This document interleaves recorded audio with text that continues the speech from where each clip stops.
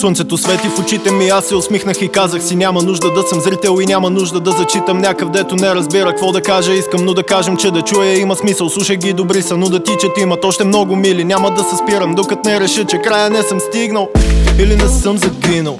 Какво ми се хилиш, чико?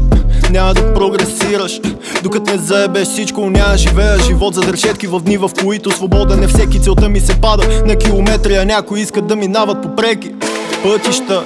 На крачка от целта да бъда там, ще дам всичко на света, ще дам какво трябва. От мене се иска да бъда добре, за да мога да видя слънцето. Кедрови ядки, босилек, перце, зехтин, пестото галиме по слънчевия сплита бурята, която идва след това е магнитна или пък дъжд от киселина. Чакаме го екипирани, изчакал по колена за днешната молитва към протуберанса. Но светския ни бизнес посред ритуала да се отделим от тук ни призовава. Бегай, те крачета в стегната подредба като влак с ножки. Няма място под слънцето за нас и комия кул, помежду им е панорамен покрив. Не е лупа, никой не иска да те гледа какво правиш вечерта сам във вторник и дали това ти носи удовлетворение. Пъкъл и аз страни от тея, скръсил краката, женоцянката върху ме. Сплътен загар от плъс светлина, който съм видял последен преди твърде много време. Тухла в стена на мъдър, зидарно якула, след това до риби сам на чужда земя, поне от която слънцето изгрява.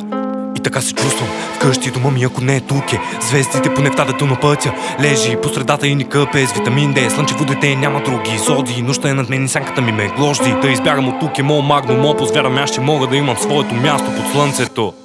Ще дам какво трябва, от мене се иска да бъда добре, за да мога да видя слънцето. Ще дам какво трябва, от мене се иска да бъда добре, за да мога да видя слънцето. Слънцето свети в очите ми, аз се усмихнах и казах си: няма нужда да съм зрител и няма нужда да зачитам някакъв, дето не разбира какво да кажа. Искам, но да кажем, че да чуя има смисъл. Слушай ги, добри